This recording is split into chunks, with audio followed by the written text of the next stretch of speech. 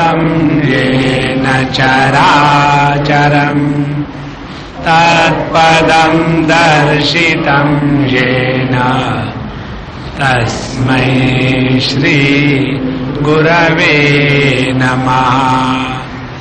अज्ञानतिमिरान्धस्य ज्ञानाञ्जनशलाकया चक्षुरुन्मीलितं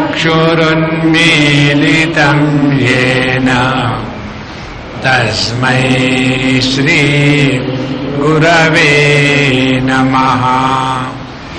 गुरुर्ब्रह्मा गुरुर्विष्णुः गुरुर्देवो महेश्वरः गुरुरेव परं ब्रह्म तस्मै श्री गुरवे नमः। तस्मै श्री गुरवे नमः।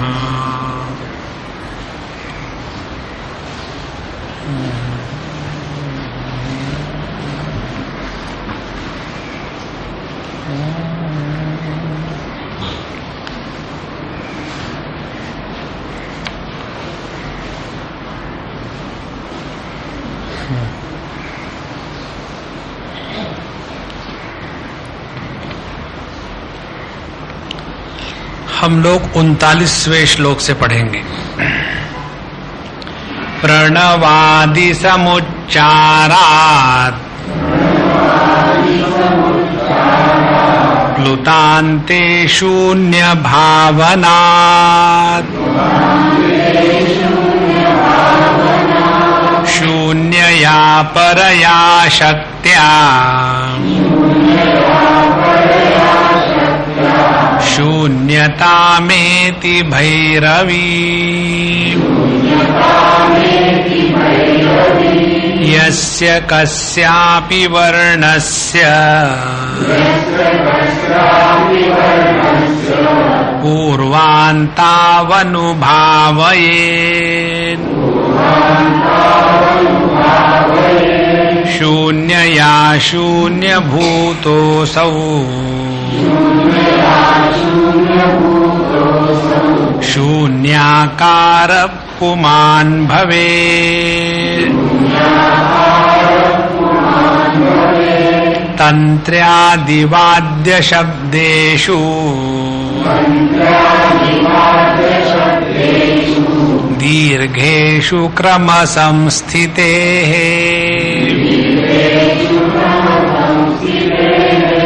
अनन्यचेता प्रत्यन्ते परव्योमवपुर्भवेत्। पिण्डमन्त्रस्य सर्वस्य स्थूलवर्णक्रमेण तु अर्धेन्दुबिन्दुनादान्तः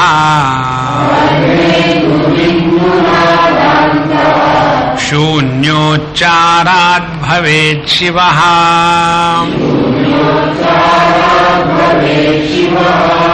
निजदेहे सर्वदिक्कम्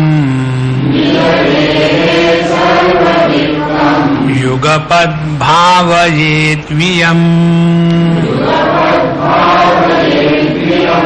निर्विकल्पमनास्तस्य वियत्सर्वं प्रवर्तते।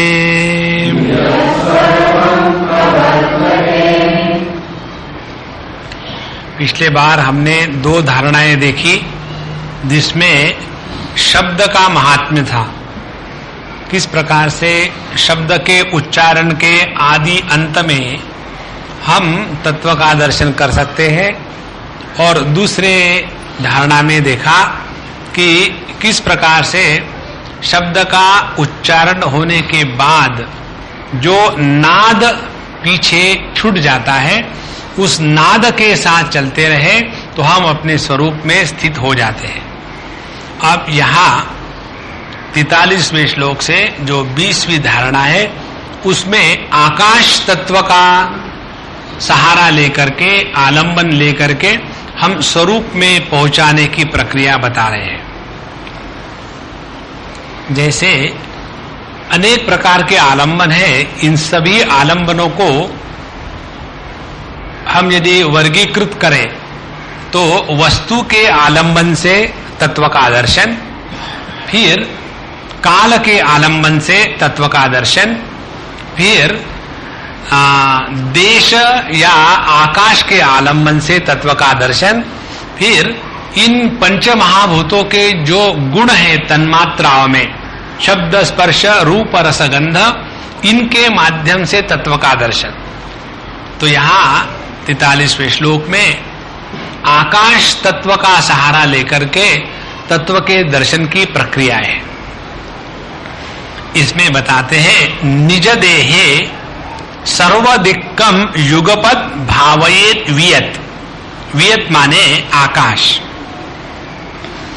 हम सभी को अपने शरीर के बारे में सोचने में कोई विशेष प्रयत्न नहीं करना पड़ता, क्योंकि जन्म जन्मांतर का अभ्यास है। शरीर के प्रति विचारधारा बड़ी स्वाभाविक चली जाती है। इसीलिए बताते हैं निज देहे, शांत होकर के बैठ लिए, उसके बाद सर्वदिक्कम युगपद भावयेत वियत। तो अपने चारों तरफ से केवल आकाश है, इस धारणा को लेकर के बैठे। अभी जैसे हम बैठ लेते हैं तो हमारे मन में क्या विचार आते हैं कि सामने आप लोग बैठे हैं, पीछे दीवार है, दाहिने बाजू में दीवार है, बाएं बाजू में अमुक अमुक है, नीचे गद्दा है, ऊपर में छत है। ये सभी के सभी विषय हमारे मन में प्रवेश करने के कारण उसमें अनेकता का दर्शन होता है। अब हमको करना क्या है कि वस्तुओं के कारण, जिन वस्तुओं में देश को या आकाश को व्याप्त करके या आकाश का सहारा लेकर के बैठी है, वो वस्तुओं के तरफ हमारा ध्यान है।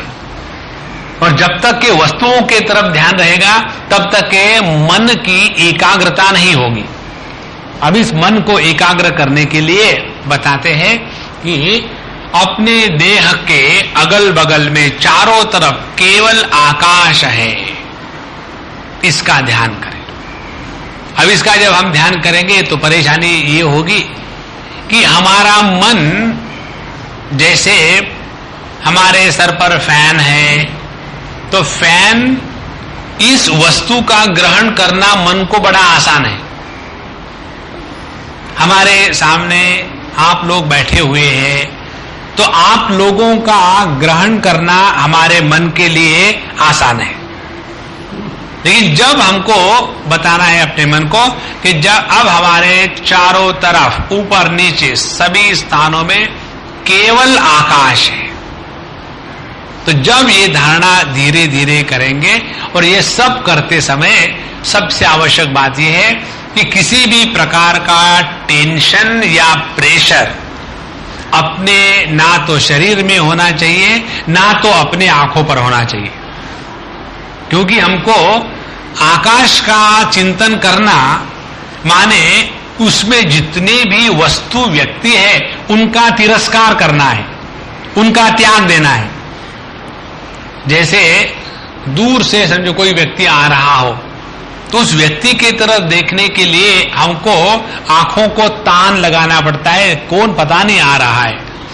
लेकिन यदि हमको केवल आकाश का दर्शन करना है तो आकाश के दर्शन करने में आंखों पर किसी भी प्रकार का प्रेशर या तनाव नहीं होता। और यही बात आ जाती है मन के स्तर पर। तो जब हम निज देहे, अपने ही देह में बैठ करके इसके अगल बगल में चारों तरफ केवल आकाश मात्र है। अब ये आप करके देखो तो आपको 2-4 परेशानियां नजर आएगी, और उस परेशानियों को लेकर के यहां युगपत शब्द का प्रयोग किया है। युगपत माने हिंदी में साइमल्टेनियसली, क्योंकि हमारी हिंदी जो है वह ऐसी ही है। तो जब हमको ये बताया कि हमारे चारों तरफ आकाश है, तो आप देखेंगे पहले ऐसे लगेगा कि अपने सामने आकाश है, आदमी हटाओ उनको, आकाश है। फिर भी अभी पीठ बनी है जैसी की वैसी, हम पीठ के पीछे नहीं चले गए।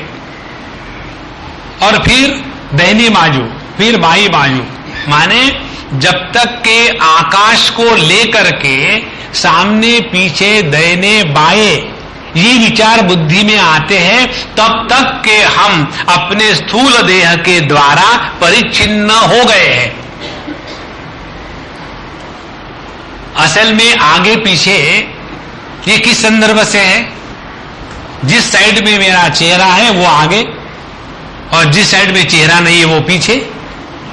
तो जब हमको बताया जाता है कि अपने शरीर के चारों तरफ केवल आकाश है, इसका चिंतन करो, इसका धारणा करो, इसकी भावना करो, तो हम फंस जाते हैं इसमें। सामने से तो सब हट गए, पीछे अभी पब्लिक बैठी है। अब देखो, आप ऐसी कल्पना करो, मुझे कल परसों में सुबह सुबह पूजा करता हूं अपने कमरे में भगवान की। तो एक संत थे, तो वो रहे थे 1-2 दिन।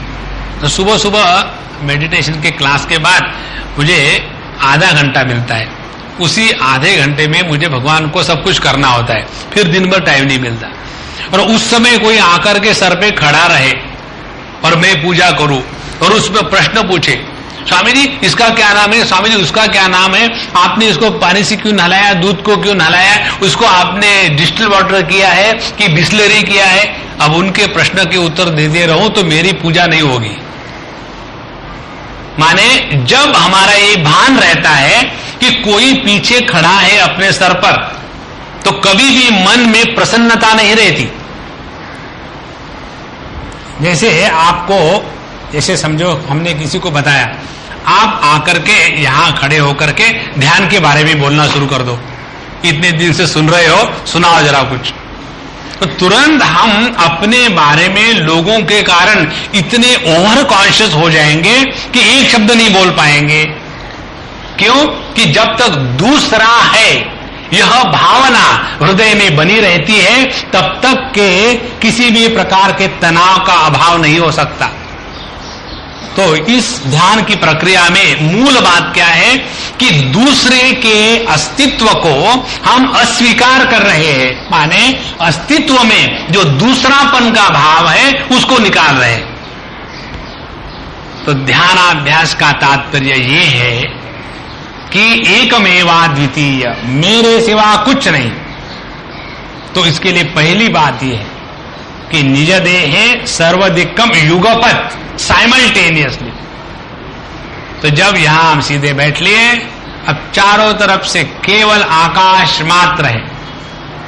अब चारों तरफ से आकाश मात्र है, तो अपने शरीर की क्या पोजीशन हो गई, अब उसके बारे में चिंतन करो।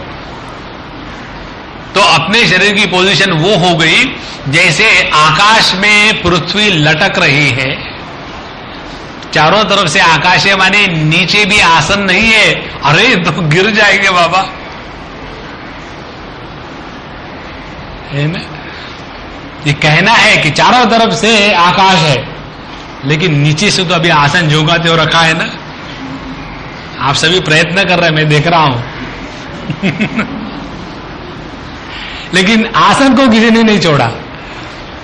और इसीलिए युगपत, यदि हमारा ये धारणा का अभ्यास ठीक से हुआ तो ये अनुभूति आएगी कि मैं इस संपूर्ण विश्व में एकमात्र हूं, मेरे सिवा दूसरा कुछ नहीं है।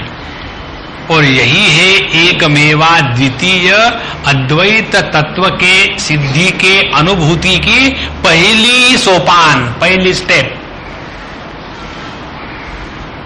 अब शून्य इस शब्द का जो अर्थ बताते हैं शास्त्रों में, शून्य माने अभाव नहीं, क्योंकि मेरे चारों तरफ आकाश है। इस आकाश का माने अभाव का अस्तित्व मेरे कारण है। यदि मैं ही नहीं तो आकाश कहां से आएगा? तो जब ये हम धारणा का अभ्यास करते हैं कि मेरे चारों तरफ से केवल आकाश मात्र और मेरे सिवा कुछ नहीं है, यही छांदोग्य उपनिषद का एक वाक्य है, उसको आधार लेकर के ये धारणा है। सृष्टे हे पुरा एकमेवा द्वितीयकम सत आसीत। इस सृष्टि के पूर्व जो एकम एव अद्वितीयम सद वस्तु है, केवल वही थी। माने केवल माने वह जिसमें सजातीय विजातीय और स्वगत भेद, किसी भी प्रकार के भेदों का जहां अभाव है, ऐसी अभेद वस्तु मैं हूं। और इस अभेद वस्तु को प्राप्त करने के लिए जिसके कारण भेद निर्माण होते हैं, पहले उसको पकड़ो। तो भेद किसके कारण निर्माण होते हैं? भेद हो जाते हैं निर्माण आकाश के कारण। अब आप और हम में भेद क्यों है? क्योंकि हम आपको नहीं देख रहे, आपके दोनों के बीच में जो आकाश है उसको देख रहे हैं। अब इस आकाश को यदि हमको हटाना है तो हमको क्या करना पड़ेगा? कुछ नहीं करना पड़ेगा, चश्मा अपना निकाल दे। जहां हम अपना चश्मा निकाल देंगे तो आपके बीच में जो आकाश ने भेद निर्माण कर दिया है वो खत्म हो गया। उसी प्रकार से जितना हम ये धारणा का अभ्यास करेंगे, निज देहे सर्वाधिकम युगपत भावयेत वियत। वियत माने आकाश। अब इसका परिणाम क्या होगा? इसका परिणाम होगा निर्विकल्प मनहा तस्य भवति। इसका परिणाम यह होगा कि मन में किसी भी प्रकार के विकल्प का उदय होना बंद हो जाएगा। अब जैसे देखो कि हम किसी भी एक वस्तु का नाम ले ले या स्मरण करें, तो हमारे मन में जो वृत्ति है, उस वृत्ति का क्या स्वरूप होता है? वृत्ति का, ये बहुत सूक्ष्म विचार है, ध्यान से सुनना। उस वृत्ति का स्वरूप होता है कि इस वृत्ति के गर्भ में वो वस्तु है। जैसे समझो हमने रसगुल्ले का नाम लिया, तो उस वृत्ति के गर्भ में रसगुल्ला घुस गया। उसके बाद पानी का नाम लिया, तो पानी नाम की वस्तु जिसकी उपलब्धि हमको अस्तित्व रूप से होती है, वह पानी नाम की वस्तु हमारे वृत्ति में प्रवेश कर चुकी। फिर अग्नि, ये शब्द का जब नाम लिया, तो इस अग्नि तत्व को जिसको हम अस्तित्व के रूप में ग्रहण करते हैं, उस अस्तित्व रूपी अग्नि तत्व ने हमारे वृत्ति में प्रवेश किया है। उसके बाद वायु, वायु का भी ग्रहण हमको हमेशा अस्तित्व रूप में होता है। हो गया। अब जब हम आकाश तत्व में अपने मन को लगाते हैं, और आकाश क्या है? आकाश है अवकाशात आकाश, एम्प्टीनेस स्पेस। एम्प्टीनेस माने अभाव। तो जिस वृत्ति में अभाव है गर्भ में, माने उस वृत्ति के गर्भ में कुछ नहीं है, तो निर्गर्भा वृत्ति को परमात्मा कहते हैं। और इसीलिए जितना हम इस आकाश को अपने सभी दिशाओं में ग्रहण करने का अपने मन को आदेश देंगे कि निज देहे सर्वधिक्कम युगपत भावयेत वियत, चारों तरफ से केवल आकाश मात्र है। तो अब हमारे मन की क्या स्थिति हो गई? हमारे मन के वृत्ति के गर्भ में हम आकाश को रखने का प्रयत्न कर रहे हैं, लेकिन आकाश है अभावात्मक। अभावात्मक माने उस गर्भ के वृत्ति के गर्भ में अब कुछ नहीं है। तो जो निर्गर्भा वृत्ति है, निर्गर्भा वृत्ति को कहते हैं थॉट फ्री माइंड। और ये थॉट फ्री माइंड जो है, इसी को कहते हैं शुद्ध चैतन्य। और यही अपनी असलियत है। इसमें कुछ करना नहीं है, केवल होना है जो हम है।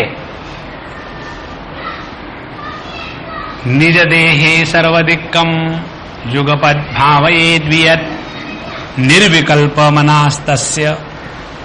फिर इसका परिणाम यह होगा कि मन में किसी भी प्रकार के संकल्प विकल्प इनका पूर्ण अभाव होगा। संकल्प विकल्प का अभाव होना माने क्या? माने तीन वस्तु का निराकरण होना। किसी भी वृत्ति ज्ञान में तीन प्रकार की बातें होती है। जिस वस्तु का ज्ञान होता है वह ज्ञेय वस्तु, और जिसको ज्ञान होता है वह ज्ञाता या प्रमाता, और उस वस्तु का ज्ञान। तो वृत्ति ज्ञान में त्रिपुटी का होना अत्यंत आवश्यक है। जब हमने अपने मन को आकाश को विषय बनाने को बताया तो क्या हो गया? आकाश अभावात्मक होने के कारण अब विषय का अभाव हो गया। अब विषय का अभाव हो गया तो अभाव के विषय का ज्ञान, उसका भी अभाव हो गया।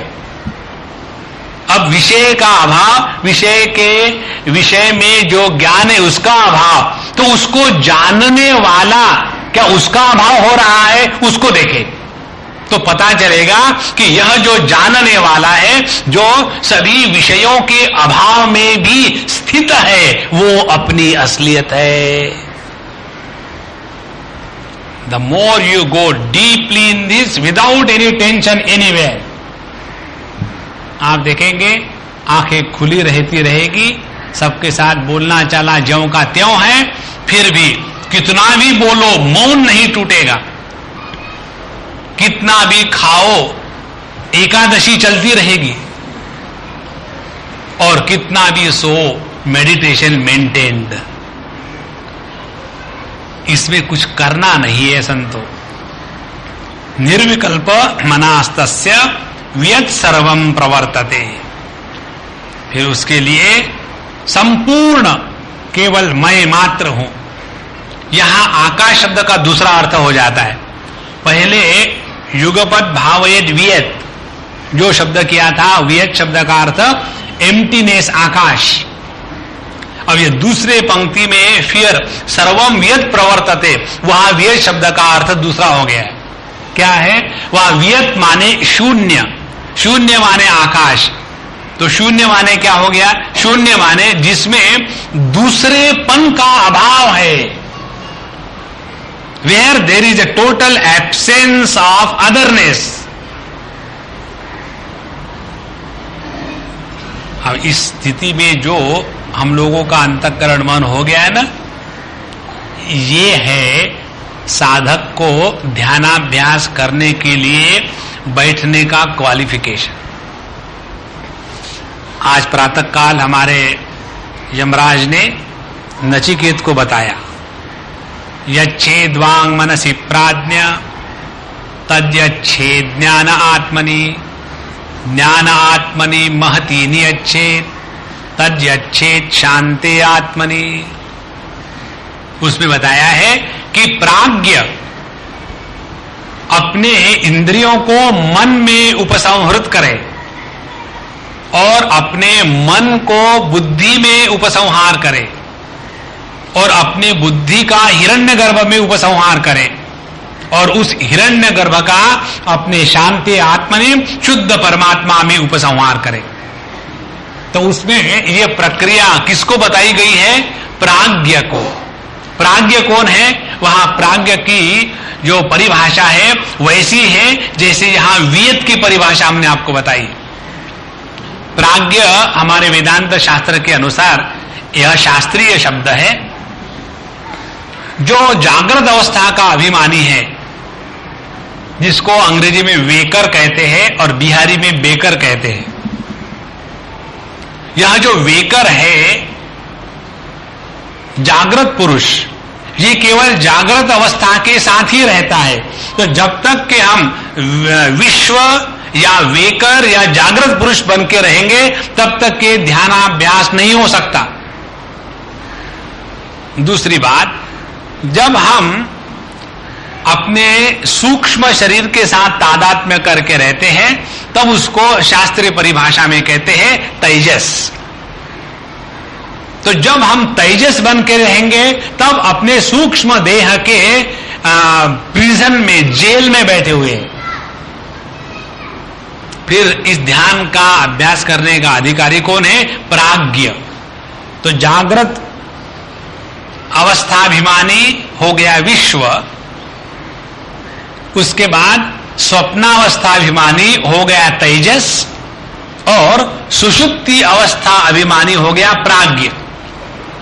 अब ये प्राज्ञ की परिभाषा जो बताई है संतों ने, वो इस प्रकार से है कि प्राज्ञ वो है जिसने जागृत अवस्था के साथ अपना संबंध तोड़ दिया है। सुषुप्ति अवस्था में प्रवेश करने के पश्चात कोई स्त्री नहीं रहता, पुरुष नहीं रहता, अमीर नहीं, गरीब नहीं, पढ़ा नहीं, लिखा नहीं, सुखी नहीं और राम भी नहीं, है ना? सुषुप्ति अवस्था में इन सब के परे चले गए। दूसरी बात, हम उस समय कर्तृत्वाभिमानी माने तेजस भी नहीं रहते। मैंने ये किया, मैंने वो किया, मुझ पर केस चल रही है, मैं दूसरे पर केस चलाऊंगा। जितना कर्तृत्वाभिमान है उसका भी संपूर्ण अभाव प्राज्ञ में होता है। तो वहां जो प्रक्रिया बताई है, पहले जागृत अवस्था से अपने आप को हटावे, माने इंद्रियों के माध्यम से जो जो ज्ञान प्राप्त होता है उस ज्ञान का तिरस्कार करना सीखे। इस ज्ञान का तिरस्कार कब होगा? तब जब इस जागृत अवस्था के प्रति हमारे मन में अनावश्यक आसक्ति नहीं रहेगी। तब जब तक के ईंट पत्थरों में दिमाग पड़ा हुआ है या दिमाग में ईंट पत्थर घुसे हुए, तब तक के मेडिटेशन करना है। दिल बहलाने के लिए गालिब ख्याल अच्छा है। इसीलिए कितने सालों तक हम पढ़ाई करते, लिखाई करते और प्रवचन करते, सुनते, कैंप अटेंड करते, अटेंड करवाते हैं, सब कुछ करते हैं, लेकिन back to square one after 15 minutes. कारण क्या? अभी तक ये जागृत अवस्था के प्रति हमारे मन में बहुत आसक्ति है और सत्य बुद्धि बनी हुई है। तो यह जो प्राज्ञ है उसका क्वालिफिकेशन क्या हो गया? फिर उसने जागृत और स्वप्न का तिरस्कार कर दिया। अब एक कठिनाई है इस प्राज्ञ के साथ। यह जो प्राज्ञ है वो आनंदमय कोश या अज्ञान, इसके साथ तादात्म्य करके नींद को चला जाता है। तो ध्यानाभ्यास नींद में नहीं होता। तो करे क्या फिर? इस प्राज्ञ शब्द का अर्थ ठीक से समझे।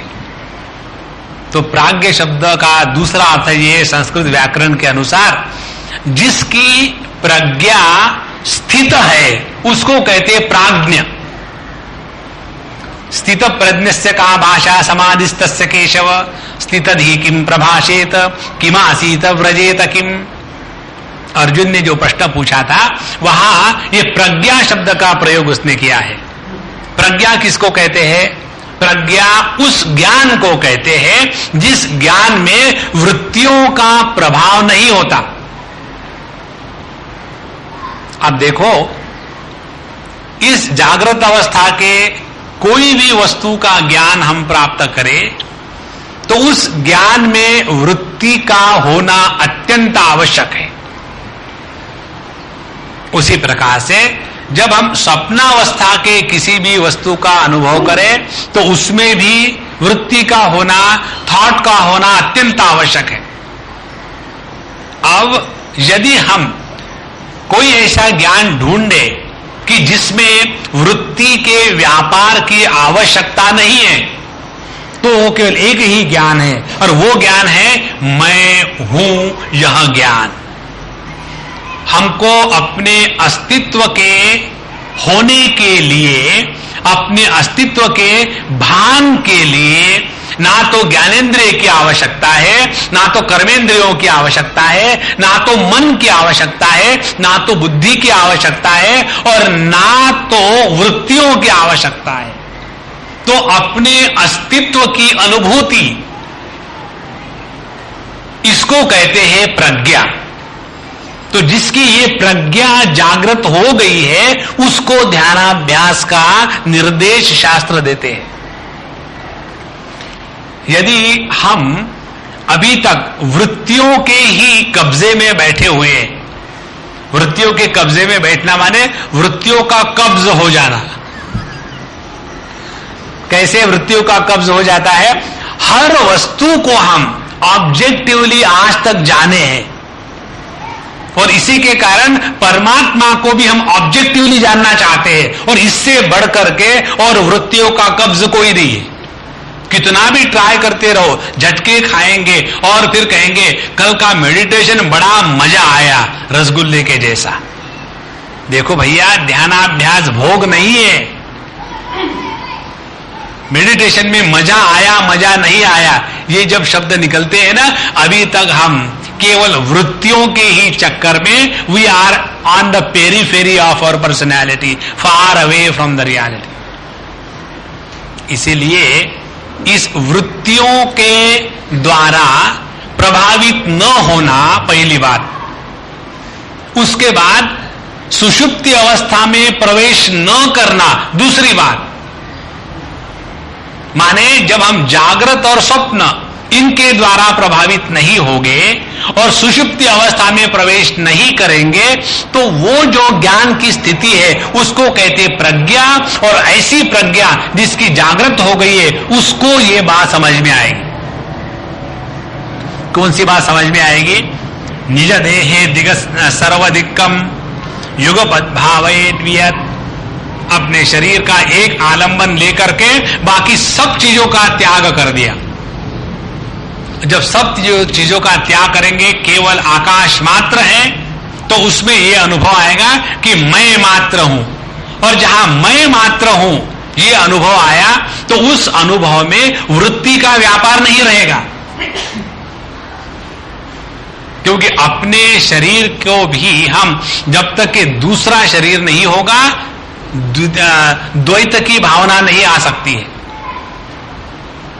और इस प्रकार से पहले वेद शब्द का अर्थ है संपूर्ण अभाव, और दूसरे बार वही शब्द का प्रयोग किया है वियत, वहां उसका अर्थ है संपूर्ण द्वैत का अभाव, और इसलिए एकमेवा द्वितीय की सिद्धि इस अनुभूति में हो जाती है। तो शून्य का अर्थ अभाव नहीं, हमेशा प्रत्येक शब्द का अर्थ उसके संदर्भ में ले ले ठीक से, तो अपने स्वरूप में पहुंचना कोई कठिन बात नहीं है। निज देहे सर्वदिक्कम युगपद भावयेत वियत निर्विकल्प मनास्तस्य वियत सर्वम प्रवर्तते। तो इसका परिणाम यह होगा कि अपना मन निर्विकल्प रहेगा। निर्विकल्प रहेगा माने उस मन में ज्ञाता, ज्ञान और ज्ञेय इस त्रिपुटी का अभाव होगा। अब त्रिपुटी का अभाव हो जाएगा तो फिर हम लोग अपने घर गृहस्थी कैसी करेंगे उसके बारे में फिक्र मत करना। कारण क्या, अभी भी हम कहां कर रहे हैं, और हमने जितनी करी उसमें किसी को सुख शांति मिली है? थोड़ा तो जरा भगवान को सौंपा दो, हर चीज हम ही करेंगे तो उसको तो हम अनएम्प्लॉयड बना देंगे ना। इसीलिए ध्यानाभ्यास करने के लिए ये सब बातें स्पष्ट हृदय में हो, उसके बाद बैठ के देखो। इसमें किसी भी प्रकार का टेंशन नहीं है, इसमें किसी भी प्रकार की परेशानी नहीं है, इसमें किसी भी प्रकार का प्रयत्न नहीं है, इसमें किसी भी प्रकार का लाभ नहीं है, इसमें किसी भी प्रकार की हानि नहीं है। इसी को भगवान कृष्ण ने भगवद गीता में समत्वम योग उच्यते कहा है। सुख दुखे समे कृत्वा लाभालाभौ समे कृत्वा जया जयौ समे कृत्वा ततो युद्धाय युज्यस्व नैवं पापम अवाप्स्यसि। फिर उस संत के जीवन में पाप पुण्य के द्वैत का, कर्ता और कर्म फल के चक्कर का हमेशा के लिए छुटकारा हो गया, और इसी स्थिति को कहते हैं जीवन मुक्ति। इस प्रकार से आकाश का सहारा लेकर के हम आकाश के परे उड़ जाते हैं। अब दूसरी धारणा 44वें श्लोक में है। पृष्ठ शून्यम मूल शून्यम युगपद भावयेच्चयः शरीर निरपेक्षिण्या शक्त्या शून्यमना भवेत्।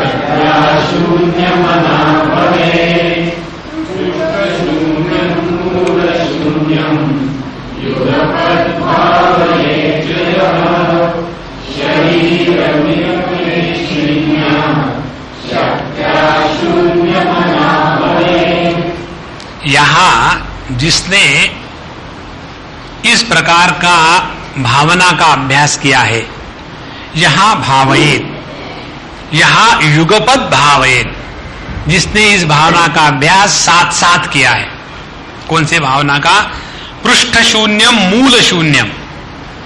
मूल माने अपनी बैठक, आधार, और पृष्ठ का तात्पर्य है अपना ऊपर का भाग। अब हमारा जो ध्यान है, पिछले धारणा में क्या हुआ था कि चारों तरफ फैल गया था, केवल आकाश में। अब इस धारणा में फर्क ये है कि हमने अपने विचार को, वृत्तियों को एक प्रकार से ऑर्गेनाइज किया है। कहाँ ऑर्गेनाइज किया है? Length wise of our body. किस प्रकार से? पृष्ठ शून्यम मूल शून्यम युगपद भावयेत वियत। यहां तो जिसने, अब पिछले बार हमने आपको बताया था कि हमारा जो मस्तिष्क या ऊपर का भाग है शरीर का, वह ज्ञान शक्ति का आयतन है। आयतन माने स्थान। वहां ज्ञान शक्ति की मूल अभिव्यक्ति होती है। और जो हमारा मूलाधार या निचला भाग है, वो हमारे प्राण शक्ति का स्थान है। अपने पूर्ण शरीर को देख ले तो उसमें 3 प्रकार के शक्तियों का हमको दर्शन होता है। एक तो जो मूलाधार से नीचे का भाग है, वहां द्रव्य शक्ति का प्राधान्य है। वैसे द्रव्य शक्ति तो पूरे शरीर में ही है, लेकिन प्राधान्य वहां है। उसके बाद मूलाधार से लेकर के अपने अनाहत ध्वनि, अनाहत चक्र या भ्रूमध्य तक पकड़ लीजिए, वहां तक के प्राण शक्ति का स्थान है। और भ्रूमध्य से सहस्त्रार तक के वह ज्ञान शक्ति का स्थान है। अब इस धारणा में बताते हैं पृष्ठ शून्यम मूल शून्यम, यहां युगपद भावेत, जिसने एक साथ साथ अपने सर से लेकर सर से और अपने मूलाधार से दोनों तरफ से एक साथ साथ शून्य का माने आकाश की भावना करना शुरू कर दिया है। तो माने क्या? जैसे हम शांत होकर के बैठे और अपने सर से वहां केवल आकाश मात्र है और पूर्ण वैक्यूम, बाकी कुछ नहीं, ऊपर से लेकर के धीरे धीरे धीरे इस आकाश को बढ़ा रहे, जैसे गुब्बारा फुलाते हैं, उसी प्रकार से अपने सर से लेकर के नीचे तक के आकाश आकाश, बाकी कुछ नहीं। तो जितना हमारा शरीर का कंटूर है वो समाप्त हो जाएगा। और वही बात नीचे से मूलाधार से लेकर के फिर उसी आकाश तत्व की भावना करनी है। और जब ये दो भावनाएं धीरे धीरे बढ़ते बढ़ते हृदय के पास आ जाती है तो दोनों का मिलन हो गया, तो वहां प्राण शक्ति का ज्ञान शक्ति में 100% कन्वर्शन हो गया। जब प्राण शक्ति का ज्ञान शक्ति में कन्वर्शन हो जाता है तो उसी को कहते हैं साक्षी भाव की जागृति। जो वेदांत में आता है ना, साक्षी भाव करो। साक्षी भाव करो माने क्या? कि यह द्रव्य को प्रकाशित करने वाली जो ज्ञान शक्ति है वो इस प्राण शक्ति के आधार से द्रव्य को प्रकाशित कर रही है। जब ये प्राण शक्ति ज्ञान शक्ति में हो जाती है तो द्रव्य का संपूर्ण तिरस्कार हो गया और जब द्रव्य का संपूर्ण तिरस्कार हो जाता है तब हमने इस साक्षी भाव को जागृत कहा। ऐसा वेदांत की भाषा में कहो या योग की भाषा में कहो कि हमने इस प्राण शक्ति को ज्ञान शक्ति में कन्वर्ट कर लिया। पृष्ठ शून्यम मूल शून्यम युगपद जहां भावेत, जिसने इस प्रकार का अभ्यास किया, यह अभ्यास किसके द्वारा होगा? शरीर निरपेक्षिण्या शक्त्या। और इसके लिए किसका सहारा लेना है, किसकी मदद लेनी है? शरीर निरपेक्षी शक्ति। शरीर निरपेक्षी शक्ति माने वह शक्ति जो अपने शरीर से संबंध नहीं रखती। इसको जरा ध्यान से सुनना। अपने शरीर के साथ जिस शक्ति का संबंध है उसको हम कहते हैं, समझो कुंडलिनी शक्ति या प्राण शक्ति। जो अपने शरीर को निरपेक्ष, उसको न पकड़ करके जो शक्ति है, वो शक्ति कौन सी है? वो शक्ति 3 प्रकार की होती है। एक, ईश्वर की कृपा। दूसरी, शास्त्रों के अध्ययन के द्वारा अपने बुद्धि में तत्व के बारे में किसी भी संदेह का न रहना। और तीसरी होती है गुरु का अनुग्रह, या जिसको शास्त्र की भाषा में कहते हैं शक्तिपात। तो जो शरीर निरपेक्ष शक्ति है उसी को कहते हैं गुरु के द्वारा या साधु संतों के द्वारा शक्तिपात। अब शक्तिपात का भी तात्पर्य ठीक से समझ ले। एक बार हमने आपको बताया था, याद होगा तो, इस शक्तिपात को लेकर के अनेक प्रकार की विचित्र विचार है। जैसे जब कोई शक्तिपात की बात करता सुनता है तो जिनको ये वेदांत के संस्कार है ना, जिन्होंने उपनिषद पढ़ के रखे हैं ऊपर ऊपर से, उनको लगता है ये तो बस ये तो अपना मार्ग नहीं, हमारा तो ज्ञान मार्ग है। हमारा ज्ञान मार्ग क्या है कि हमको उसके बारे में कुछ मालूम नहीं, ये हमारा ज्ञान मार्ग है। इसीलिए जरा इसको ठीक से समझ लेना। शक्तिपात का तात्पर्य ये है कि जब गुरु की कृपा हो जाती है, जिसको वेदांत में गुरु कृपा कहते हैं, उसी को योग शास्त्र में शक्तिपात कहते हैं। तो जब गुरु की कृपा हो जाती है तो 3 प्रकार से होती है। एक प्रकार की कृपा सद्वस्तु के प्रधानता से। जो सद्वस्तु की प्रधानता से जब कृपा हुई तो गुरु की कृपा से अपने जीवन में अपना जो सर्वसाधारण जीवन है बड़ा प्रेम से और अच्छा चलता है। ये स्थूल जगत को लेकर के जीवन की जो सुख लाभ है इत्यादि को कहते हैं शक्तिपात। दूसरा होता है चैतन्य चित्त को लेकर के शक्तिपात। उसका शक्तिपात का तात्पर्य यह है कि शास्त्रों के शब्दों का अर्थ स्वयं हृदय में स्फुरित होना। शास्त्रों के शब्दों का अर्थ कॉमेंट्रिया पढ़पढ़ा करके नहीं होता। कॉमेंट्रिया पढ़पढ़ा करके दूसरे को प्रवचन दे सकते हैं, लेकिन उसकी अनुभूति कभी नहीं होती। तो जब यह चैतन्य को या चित्त शक्ति को लेकर के अनुग्रह या शक्ति बात की बात करते हैं, उस समय शास्त्रों के अर्थ दृग्गोचर होने लग जाते हैं। और तीसरी बात, जब आनंद तत्व को लेकर के शक्तिपात की बात करते हैं तो व्यक्ति किसी भी हालत में अपने स्वातंत्र को नहीं खोता। और जब कोई व्यक्ति अपने स्वातंत्र को नहीं खोता तो उसके जीवन में अभय सिद्धि हो जाती है। और जिसके जीवन में अभय सिद्धि हो गई, किसी भी प्रकार का डर नहीं है, निर्भय अस्तित्व केवल गुरु के आनंद स्वरूप शक्तिपात का तात्पर्य है।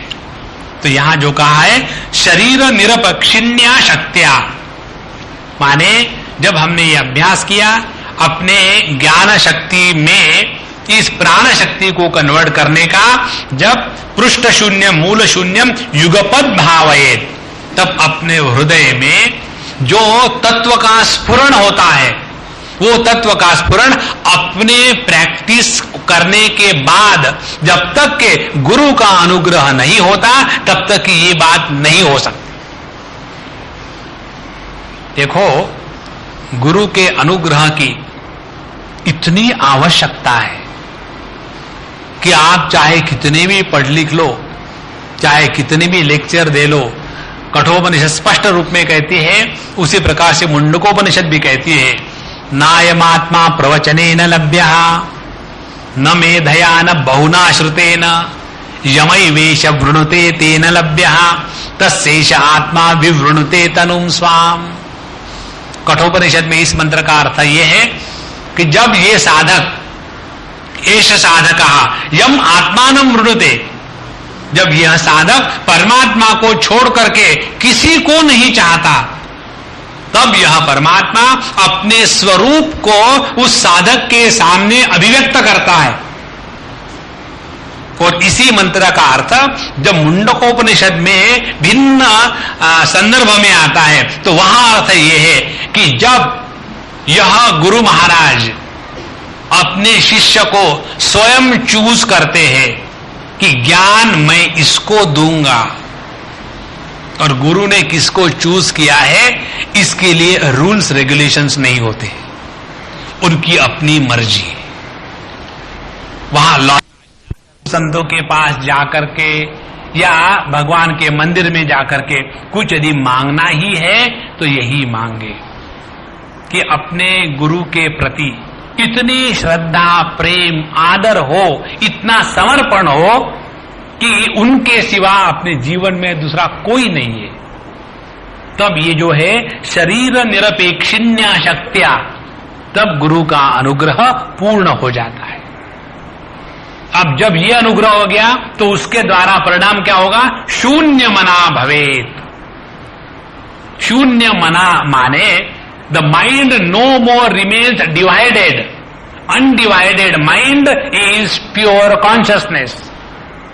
शून्य मना माने ये नहीं कि वो एकदम खाली खाली हो जाता है, नहीं, मन का अस्तित्व समाप्त हो गया। मन का अस्तित्व समाप्त हो गया माने अहम इदम वृत्ति भेद का हमेशा के लिए अभाव हो गया। पृष्ठ शून्यम मूल शून्यम युगपद भावेच्चयः शरीर निरपेक्षिण्या शक्त्या शून्य मना भवेत्। देखो, इन दोनों भी धारणाओं के द्वारा हमने आधार लिया है आकाश तत्व का। पहली धारणा में हमने अपने चारों तरफ केवल आकाश को स्वीकार किया, उसके द्वारा किसी भी दूसरे वस्तु के अस्तित्व को तिरस्कृत किया। जब किसी भी दूसरे वस्तु के अस्तित्व को तिरस्कृत किया तो अपने आप एकमेवा द्वितीय की सिद्धि हो गई। और दूसरे में यदि पहली बात हम नहीं कर सके तो कोई बात नहीं, फिर दूसरी टेक्निक बताई कि ठीक है, सभी वस्तुओं का त्याग नहीं कर सकते, मत करो, कोई बात नहीं, अपने शरीर पर तो ध्यान रख सकते हो ना। हाँ जी, वही तो किया आज तक, तो शुरू करो अपने सर से और नीचे से, और दोनों तरफ से केवल आकाश तत्व का चिंतन करते करते उसी में खो जावे।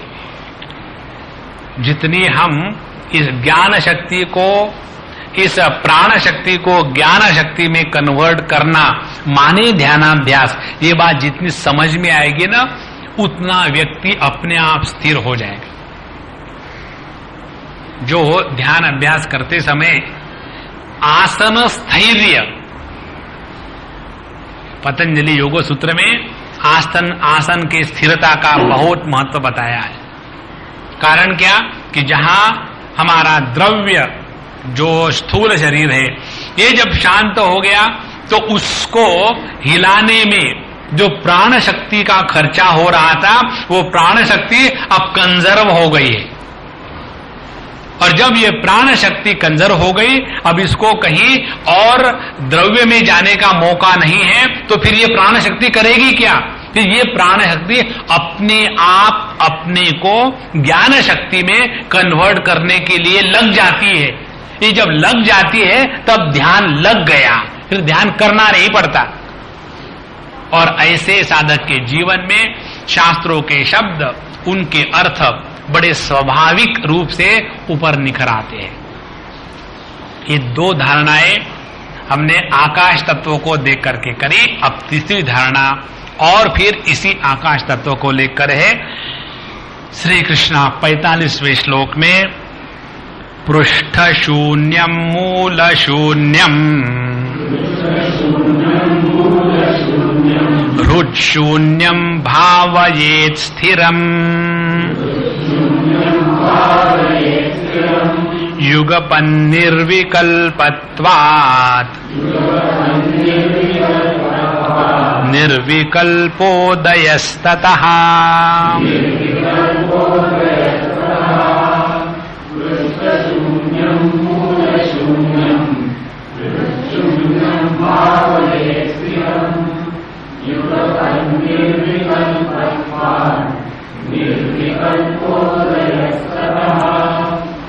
पृष्ठ शून्यम मूल शून्यम हृत् शून्यम, यहां 3 जीरो आ गए, पीछे एक मत लगाना। तो 3 प्रकार के शून्य का यहां माने आकाश का फिर चिंतन है। तो पहले बताते हैं पृष्ठ शून्य माने ऊपर शून्य अपने सर से लेकर के, उसके बाद मूल शून्य मूलाधार से लेकर के बैठक से लेकर के, और हृत् शून्य हृदय में शून्य। तो पहले हमने क्या धारणा करी थी कि अपने सर से और नीचे से शून्य को धीरे धीरे धीरे धीरे बढ़ा करके उसमें अपने शरीर को हमने समाप्त कर दिया और केवल द्वैत के अभाव की अनुभूति करी। सुषुप्ति अवस्था में और ध्यानाभ्यास में यही फर्क है। सुषुप्ति अवस्था में अभाव को प्रकाशित करके हम अभाव इस वस्तु को ग्रहण करते हैं। इसीलिए सुषुप्ति अवस्था का अनुभव यह होता है कि अहम किमपि न जानामि, मैं कुछ नहीं जानता, माने जिस वस्तु को मैं जानता हूं उस वस्तु का नाम है कुछ नहीं। लेकिन ध्यानाभ्यास में क्या है कि मेरे सिवा दूसरा कुछ नहीं है, यही बेसिक डिफरेंस है।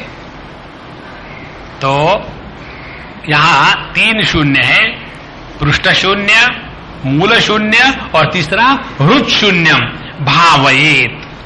फिर इसकी जब भावना करे और भावत कैसा स्थिरम, इसकी भावना करते करते अपने आप को हम हृदय स्थान में रखें। इस हृदय स्थान में रखने से फिर हृदय से शून्य का समझो आकार धीरे धीरे धीरे बढ़ रहा है। ऊपर के शून्य का आकार बढ़ रहा है, नीचे के शून्य का आकार बढ़ रहा है। और जैसे शास्त्रों में आता है, अपने विवेक चूड़ामणि में आता है, जैसे पानी पानी में मिल जाता है, दूध दूध में मिल जाता है, तेल तेल में मिल जाता है, प्रकाश प्रकाश में मिल जाता है, उसी प्रकार से यह जो 3 शून्य की भावना जो चल रही है अपने शरीर को लेकर के, ये 3 शून्यों में से 3 का महत्व समाप्त हो जाता है, केवल आकाश मात्र। और इस आकाश का प्रकाशक मैं किसी भी द्वैत के रहित हूं, यह ज्ञान वहां प्राप्त हो जाता है। पृष्ठ शून्यम मूल शून्यम हृत् शून्यम भावये स्थिरम। और ये सब का सब युगपत, देखो ये युगपत शब्द प्रत्येक बार आ रहा है, ये एक एक करके नहीं, ये साइमल्टेनियसली। युगपत निर्विकल्पत्वात्, और इसका परिणाम यह होगा कि विकल्प का राहित्य, किसी भी प्रकार के विकल्प का हमारे ऊपर कोई ना तो प्रभाव होगा ना तो विकल्प निर्माण होगी। युगपत निर्विकल्पत्वात्, देन निर्विकल्पोदयस्ततः, ततः उसके पश्चात निर्विकल्प उदय। निर्विकल्प उदय का तात्पर्य है कि वो स्थिति जहां वृत्ति के अभाव में भी ज्ञान की अनुभूति है, वह अपना स्वरूप फिर अपने आप को रिवील हो गया। अब इसमें 3 धारणाएं हुई, पृष्ठ शून्यम मूल शून्यम हृत् शून्यम भावये स्थिरम युगपन निर्विकल्पत्वात्। अब देखेंगे तीनों भावनाओं का जो परिणाम है वो एक ही है, और वो परिणाम ये है कि निर्विकल्पत्वात्, अपने मन से ये वृत्तियों का साम्राज्य कम होने लग जाता है। जितना अपने मन से वृत्तियों का साम्राज्य कम होने लग जाता है, उतना शरीर के साथ तादात्म्य समाप्त हो जाता है। शरीर के साथ तादात्म्य हमारा केवल वृत्ति के माध्यम से होता है। उसी प्रकार से जितना ये वृत्तियों के साथ तादात्म्य समाप्त हो जाएगा, उनका निकलना बंद हो जाएगा, उतना द्वैत का अनुभव कम होगा। और तीसरी महत्व की बात वो ये है कि हम अपने अस्तित्व को, कि मैं हूं, इस शब्द का क्या अर्थ है, ये हमको स्वयं को स्पष्ट रूप से कर अमल कवत, जैसे हाथ में कोई एप्पल रखा हो वैसे स्पष्ट रूप से दृग्गोचर होगा। ये तीन बातें हो जाती है इस निर्विकल्प मनहा। जितने ये मन से हमारे वृत्तियों का समापन हो गया, उतना हम अपने स्वरूप में बैठे रहेंगे। तो ध्यानाभ्यास की फिर दूसरी बात क्या हो गई? पहली बात तो ये हो गई थी कि हम अपने प्राण शक्ति को ज्ञान शक्ति में कन्वर्ट करें, एक होगी ध्यान की बात। और दूसरी ध्यान की बात ये हो गई, इस ज्ञान में वृत्तियों का अभाव रहे। तो ये दो बातों को मिला करके ध्यानाभ्यास की परिपूर्णता है। तो जो हम ध्यानाभ्यास के लिए बैठे, तो पहले ये होगा कि हमने द्रव्य शक्ति का त्याग किया, फिर हमारी प्राण शक्ति को ज्ञान शक्ति में कन्वर्ट किया, और फिर इस ज्ञान शक्ति में वृत्तियों का उछाल, उसका ज्वार भाटा, उसका आना जाना सब बंद हो गया। उसके कारण केवल निर्विकल्प मन, उसी को कहते हैं परमात्मा। क्यों? कि उसमें ज्ञाता ज्ञान ज्ञेय यह भेद नहीं है। वह वो ज्ञान जिसमें ज्ञाता नहीं, वह वो ज्ञान जिसमें ज्ञेय नहीं, ये वो ज्ञान जिसमें ज्ञाता और ज्ञेय इनका भेद नहीं। भेद रहित अस्तित्व, भेद रहित चैतन्यमय अस्तित्व, इसी को कहते हैं अपने स्वरूप की प्राप्ति। अब इसमें भावये स्थिरम, और ये जितना अभ्यास है स्थिरता से करना है। स्थिरता से करना है माने इसका नित्य निरंतर अभ्यास हो। अब अगली दो तीन धारणाओं में जाने के पहले दो चार बातें हम सबको जाननी आवश्यक है। कौन सी? ये अभ्यास ध्यान का हम तब कर पाएंगे जब हम जगत के साथ व्यवहार करते समय अपने आप को कहीं खरोच नहीं आने देंगे एक बार भी। जैसे छोटी सी बात समझ लो, समझो हमको मेडिटेशन के लिए बैठना है, लेकिन हम कहीं जा रहे थे और समझो पैर फिसल के गिर गए और पैर को कुछ लग गया और उसमें फिर पानी चला गया और फिर वहां सेप्टिक हो गया और उसके बाद वहां पस हो गया। तो ऐसे शरीर को, पैर को लेकर के कभी आसन स्थिर हो सकता है क्या? नहीं। यदि ये स्थूल शरीर की बात है तो सूक्ष्म शरीर की बात इससे भी सूक्ष्म है।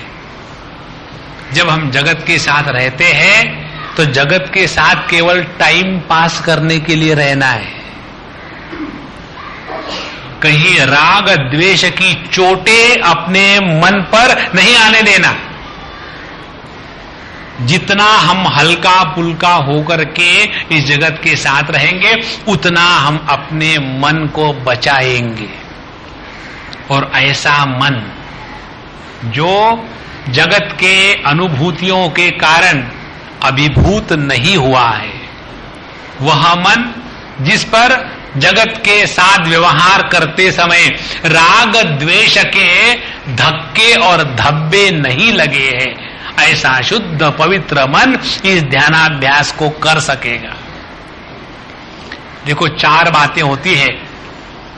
एक तो है श्रवण, दूसरा है उस श्रवण में जो संदेह है, उन संदेह को हटाने के लिए जो युक्ति संगत विचारधारा है, उसके द्वारा संदेहों को निकालना, उसको कहते हैं मनन। और उसके बाद वृत्ति की एकतानता तत्व को लेकर के उसको कहते हैं निदिध्यासन।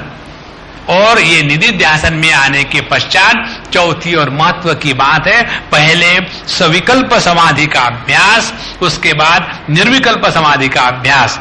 इन दो समाधियों के अभ्यास के द्वारा, सविकल्प समाधि के अभ्यास के द्वारा हम साक्षी भाव को जागृत करते हैं, और निर्विकल्प समाधि के द्वारा साक्षी भाव में से भाव को हटाने का प्रयत्न होता है, वहां वृत्तियों को हटा देते हैं, तब जाकर के मैं साक्षी स्वरूप हूं यह ज्ञान हो जाता है। इसीलिए जब तक कि ये दुनियादारी से हट करके अपने जीवन का कोई उच्च लक्ष्य है, अपने इस जीवन में परमात्मा की प्राप्ति करनी है, इसके सिवा जगत की किसी भी वस्तु विषय में अपने मन को नहीं जाने देना, ये जब एकदम इंटेंसली हो जाता है तब उसको कहते हैं मुमुक्षु। मुमुक्षु माने ऐसे नहीं जिसको थोड़ी थोड़ी चाह है, मुमुक्षु माने जिसको बहुत ज्यादा चाह है। शब्द भले मुमुक्षु हो, लेकिन उसका तात्पर्य है burning desire to know the truth, burning desire to liberate from all limitations.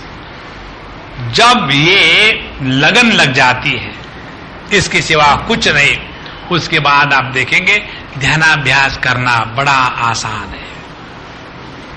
जो मानस पूजा में आता है कि यद्यत कर्म करोमि तत्तद अखिलम शंभो तवाराधना, निद्रा समाधि स्थिति जितना भोग है वह परमात्मा को नैवेद्य होने लग जाता है। जहां भी हम चलते जाए वहां हो गई भगवान की प्रदक्षिणा। क्यों? कि अब हमारा अंतःकरण, हमारा मन केवल एक तत्व में संपूर्ण समर्पित हो चुका है। उसके बाद फिर हम चाहे इस जगत में सफलता प्राप्त करें या न करें, अपने सफलता से किसी को आनंद नहीं होता, और अपने नुकसान से किसी को तोटा या घाटा भी नहीं आता। तो क्यों परेशान हो इस जगत में? अपने आप को परमात्मा के सपुर्द करना एकमेव कार्य जीवन का, इसको लेकर के चलो संतो। देखो गुरु की कृपा कहां जाएगी? अपने आप आएगी। He has no choice.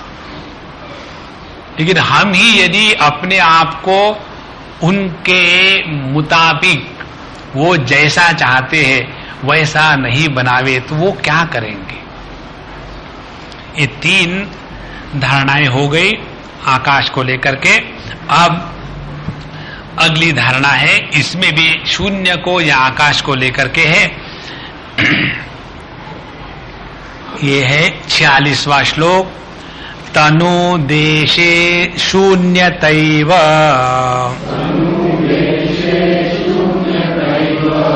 क्षणमात्रं विभावयेन् निर्विकल्पं निर्विकल्पः निर्विकल्पस्वरूप भाक्।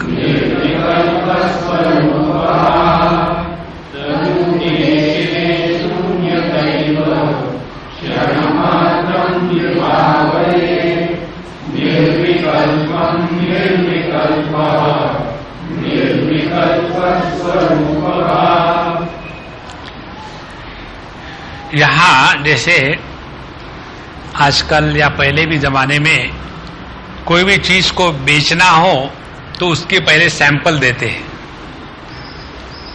जैसे पहले सिनेमा जब हम लोग देखते थे, आजकल तो बहुत कम हो गया है, तो अगले जो आने वाले सिनेमे हैं उनका ट्रेलर होता था, है ना।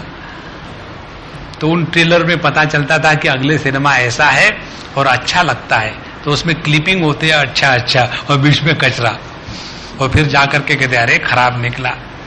उसी प्रकार से यह ध्यानाभ्यास का ट्रेलर का अभ्यास है। कहते हैं क्षण मात्रम, थोड़े समय के लिए तो करके देखो।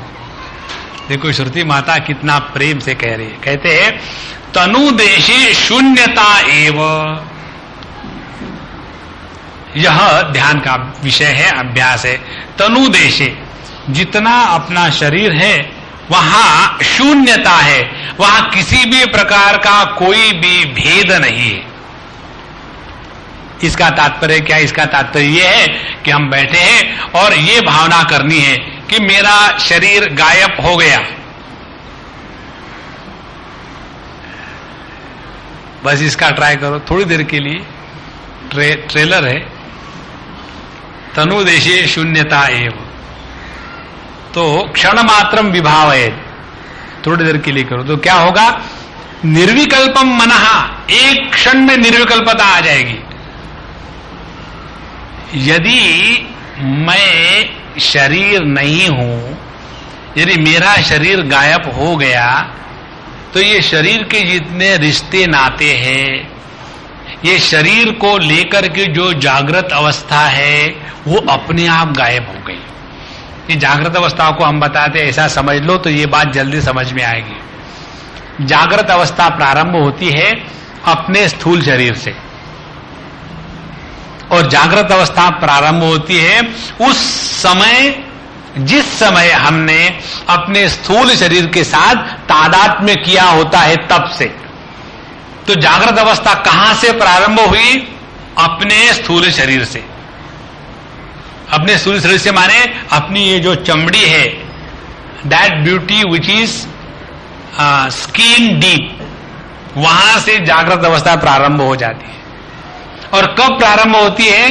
That moment we get identified with the gross body. तो यदि हमने क्षण मात्र के लिए भी ये भावना करी कि हम शांत बैठे, बैठने के बाद अब हमारा शरीर गायब हो गया, और शरीर गायब भी हो जाए, अपन तो हिच, तो माने जो शरीर के होने न होने पर अवलंबित नहीं है, वह मैं हूं, ये अपने आप सिद्ध हो गया। कारण क्या? ध्यान से सुनना। क्योंकि मैं शरीर हूं, ये भी केवल हम वृत्ति के माध्यम से ही जानते हैं। सुषुप्ति अवस्था में जहां वृत्तियों का अभाव होता है, वहां हम अपने स्थूल देह को मैं के रूप में या मेरा के रूप में स्वीकार नहीं करते। तो ये स्थूल देह कहां पकड़ के रखे हैं हम लोग? हमने अपने स्थूल देह को केवल अपने वृत्तियों के द्वारा ही पकड़ा है। तो जितना हमको ये बात समझ में आएगी कि हमने अपने देह को केवल वृत्तियों के माध्यम से ही पकड़ा है, तो वही तो धारणा का अभ्यास है। क्षण मात्र के लिए शांत बैठे और ये धारणा करिए। अभी की क्या धारणा है? अभी की ये धारणा है कि मैं शरीर हूं, चौड़ा हूं, लंबा हूं, मोटा हूं, राउंड हूं, ये धारणा ही तो है। सुषुप्ति अवस्था में क्या करते हैं? इस धारणा का त्याग कर देते हैं, तो फिर अपने आप जागृत अवस्था खत्म। और यही अभ्यास कॉन्शियसली करना है कि हम शांत होकर के ध्यान के लिए बैठे और अब मेरा शरीर शून्य है, एकदम गायब हो गया। अब यदि मेरा शरीर गायब हो गया, फिर भी क्या मैं अपने अस्तित्व के अभाव को स्वीकार कर सकता हूं? नहीं। माने इस शरीर के साथ असल में मेरा केवल मानसिक संबंध है।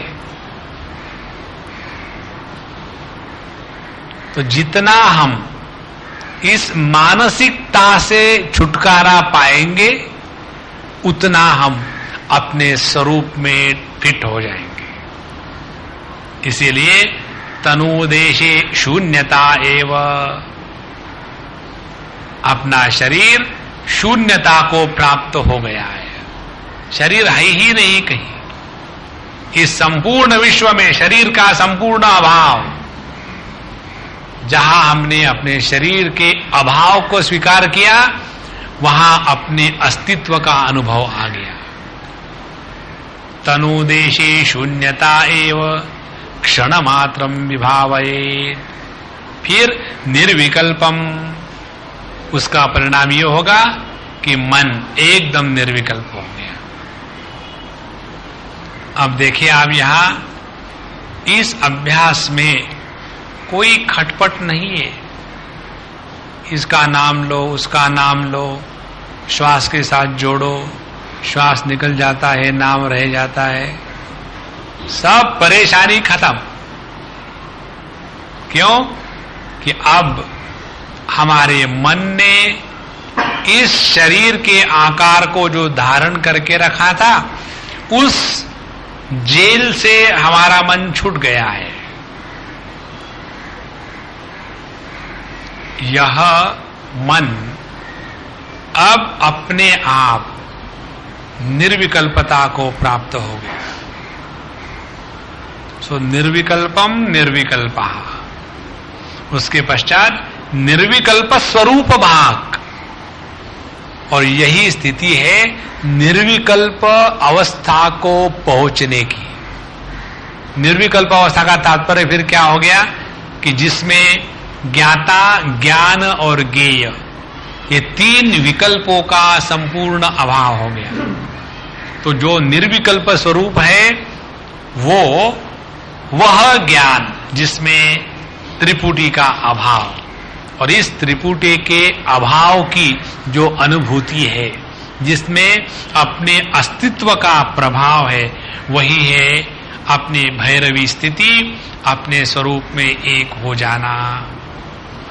तनुदेशे शून्यतैव क्षणमात्रं विभावयेत्, निर्विकल्पम निर्विकल्पः निर्विकल्प स्वरूप भाग। 10 मिनट शांत बैठ ले, आंखें बंद कर ले।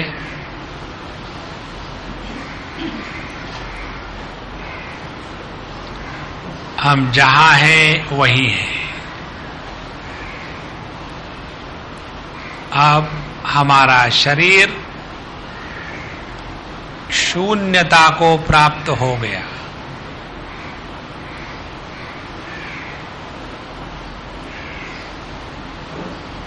इस शरीर के ही तो कारण अलगपन था।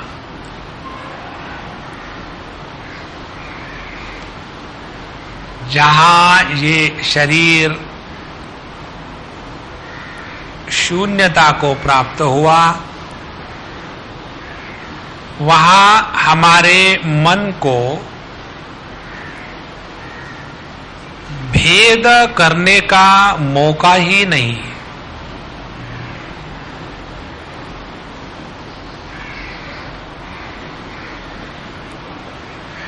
और इस स्थिति में हमको अपने अस्तित्व का पूर्ण भान है।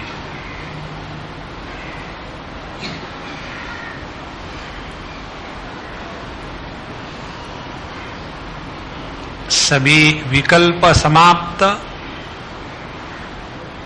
क्योंकि विकल्पों की जननी है स्थूल देह के साथ तादात्म्य।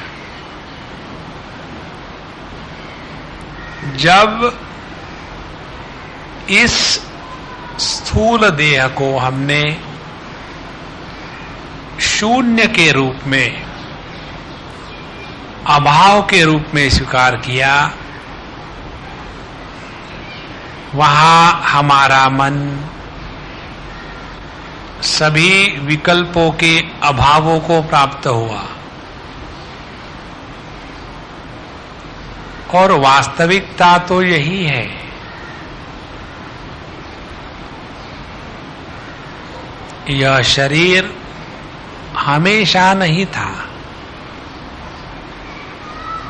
एक समय ऐसा था कि जब ये शरीर नहीं था, लेकिन हम थे।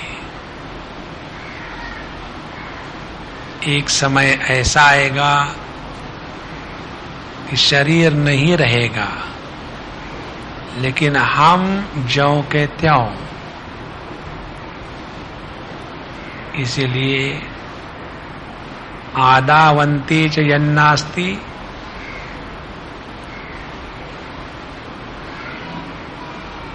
जो आदि अंत में नहीं है, मध्य में भी वैसा ही,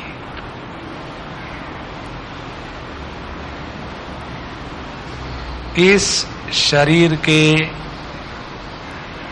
अभाव में मन की निर्विकल्प स्थिति है।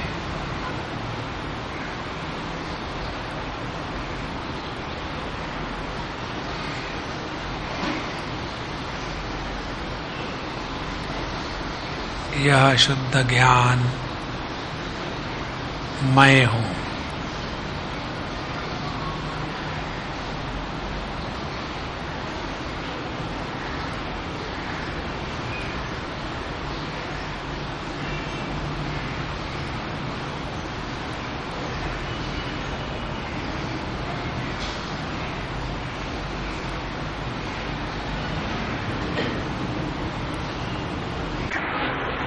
श्री कृष्णा श्री कृष्णा श्री कृष्ण। ओम पूर्णमदः पूर्णमिदं पूर्णात् पूर्णमुदच्यते पूर्णस्य पूर्णमादाय पूर्णमेवावशिष्यते। ओम शांति शांति। हरि ओम। श्री गुरुभ्यो नमः।